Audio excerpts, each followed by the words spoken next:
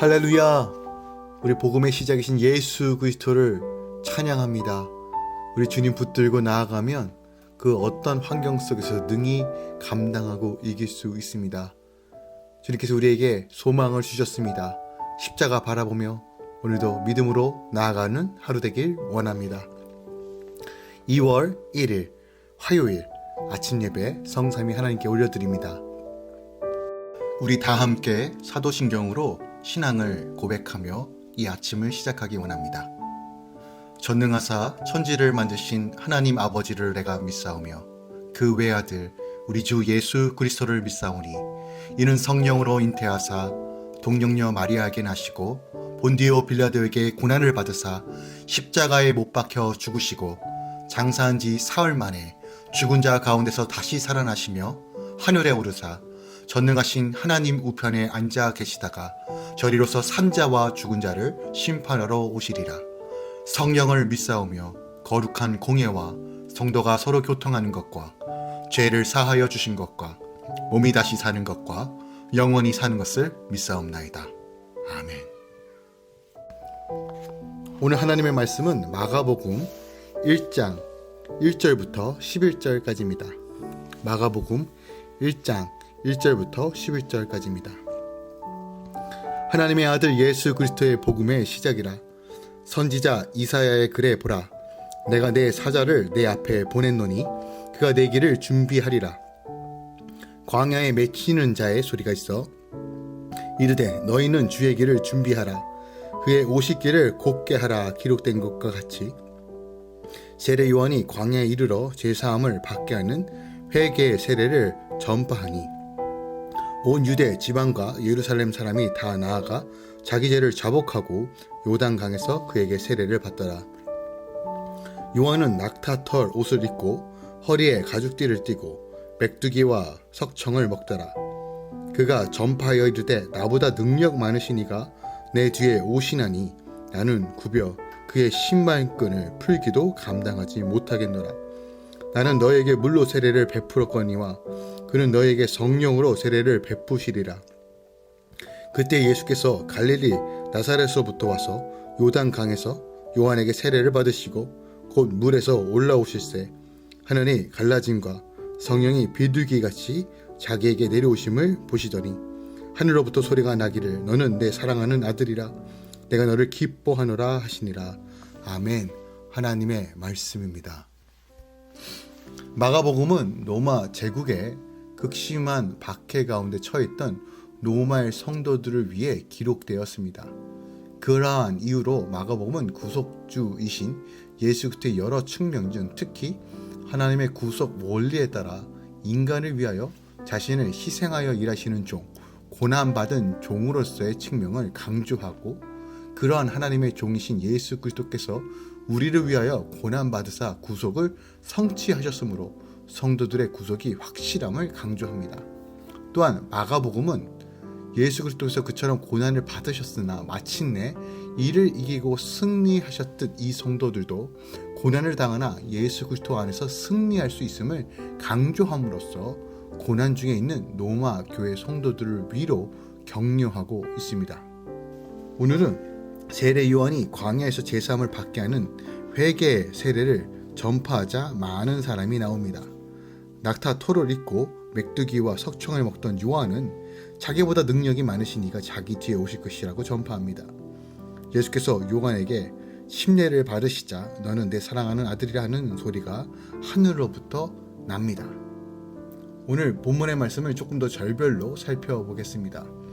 먼저 1절부터 8절까지는 침례 요한에 대한 사역이 기록되어 있습니다. 1장 1절 표제는 예수를 그리스도라고 묘사하고 있어요.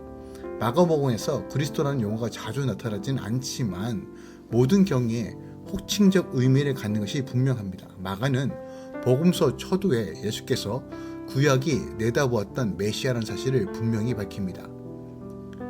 예수님의 이러한 신분은 하나님의 아들이라는 표현을 통해서 더욱더 고조되고 있습니다. 마가는 그의 책을 예수 그리스도의 복음이라고 규정합니다. 그리스도의 복음, 지금까지 전해져 오고 있지만 이 내용의 핵심은 결국 예수께서 전하신 복음과 그가 바로 복된 소식이라는 것을 증언하는 데 있습니다. 예수 그리스도의 오심에 대해서 이젠 침례 요한에 대한 선포에 대한 내용이 담겨져 있습니다. 9절부터 11절까지는 이제 예수님에 대한 침례에 대한 기록이 있습니다.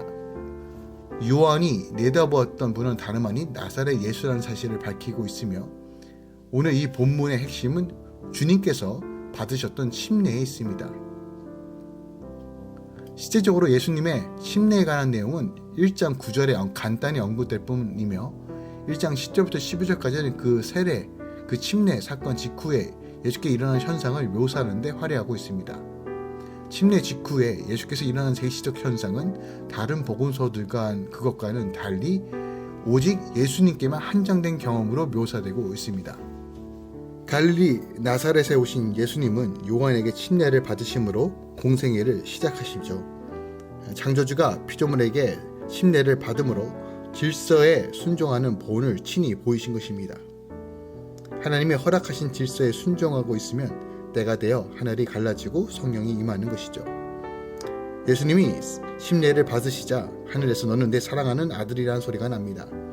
이해가 안 되는 사건과 질서에 순종할 때 말씀이 깨달아지며 하나님의 사랑이 확증되는 것이죠. 예수 그리스도께서 우리에게 임해 말씀이 깨달아지고 또한 내가 하나님의 사랑을 받는 자라는 신분이 인식되면 내가 너를 기뻐하노라 라는 음성을 들 수밖에 없다는 거죠. 내 인생의 복음이 시작되면 영원히 기쁘게 살아갈 수 있음을 성경은 분명하게 우리에게 증언하고 있습니다. 오늘 본문 말씀을 통해서 우리가 한 번 더 깊이 묵상할 것은 무엇이 있을까요? 바로 이 복음에 대해서 한 번 더 이해하기 원합니다. 즉 복음이란 예수 그리스도를 통한 구원의 메시지라는 거예요. 복된 소식입니다. 모든 인류를 향한 복된 소식, 바로 예수 그리스도라는 거예요. 1절, 하나님의 아들 예수 그리스도의 복음의 시작이라고 말하고 있어요.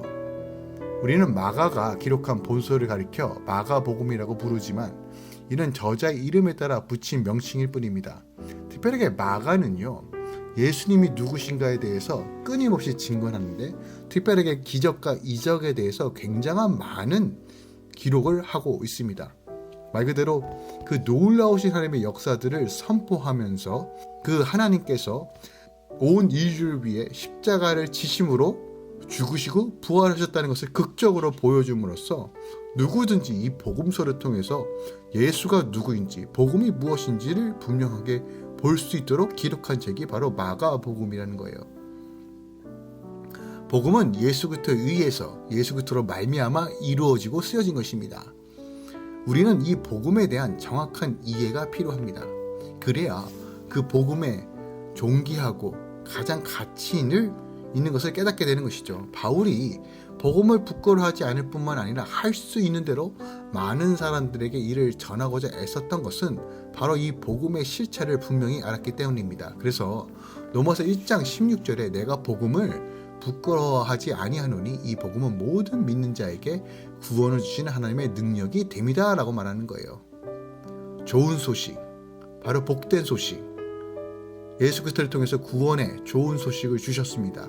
누구든지 우리 주님을 영접하면, 정말 마음으로, 입술로, 온 마음으로 영접하면 멸망에 이르는 것이 아니라 하나님께서 하나님의 나라를 소유할 수 있도록 주시겠다라고 성경은 분명하게 말하고 있습니다. 하나님께서 이 세상을 창조하셨고 또한 이 세상을 사랑하시고 독생자 예수 그리스도를 통해서 영생을 누리길 원하십니다. 우리가 가진 이 모든 복음서뿐만이 아니라 성경 전체에서 바로 이 복된 소식이 무엇인지, 예수 그리스도를 통해서 어떻게 하나님 나라가 성취되었는지를 분명하게 증거합니다. 그러므로 우리가 다시 한번 이 마가복음을 통해서 예수가 누구인지를 분명히 보기 원합니다. 복음의 근거가 무엇인지를 보기 원합니다. 우리가 주님께 집중할 때 그 복된 삶의 길이 열리는 것이에요. 그런데 중요한 것이 있습니다. 이 복음을 누리기 위해서는 4절에 바로 선포하고 있는 말씀을 기억해야 됩니다. 침례 요한이 뭐라고 선포합니까? 회개하라, 하나님 나라가 가까이 왔느니라 라고 선포해요. 우리가 회개할 때만이 죄사함을 받고 또한 침례를 통해서 다시 한번 온전한 연합이 이루어질 수 있다는 것을 선포합니다. 이것은 영적인 메시지예요. 우리가 하나님 나라를 누리고 복음을 받아들이고 복음으로 사는 삶은 결국 회개에 있다는 것이에요. 회개를 해야지만 내 나라가 무너지고 하나님 나라가 세워지는 것입니다. 회개하는 삶을 살 때만이 우리가 온전하게 주님의 그리스도와 그 연합하며 하나님의 그 가운데 거하는 삶을 살 수 있다는 것이죠.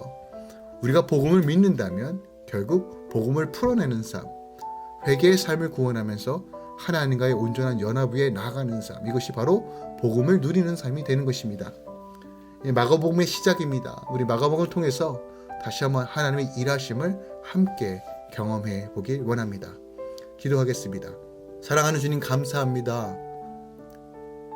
2000년 전에 이 땅에 오셔서 모든 핍박과 어려움 가운데 그 죄를 모두 담당하시고 부활하셔서 우리에게 생명을 주신 그 우리 주 예수 그리스도를 찬양합니다.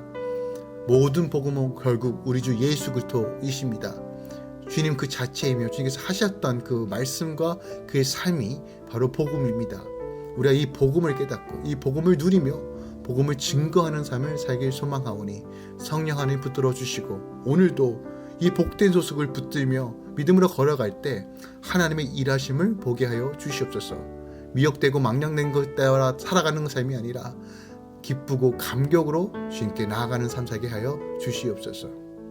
이제는 우리 주 예수 그리스도의 은혜와 우리 하나님 아버지의 놀라우신 사랑과 성령님의 내주셨던 충만 역사하심이 오늘도 하늘 영광 바라보며 복음의 참된 진리와 생명을 깨닫고 믿음으로 걸어가려고 애쓰는 또한 성령의 도우심 가운데 복음을 살아내는 모든 할렐루야 공동체 성도들의 삶 가운데 이제부터 영원까지 함께 있을지어다.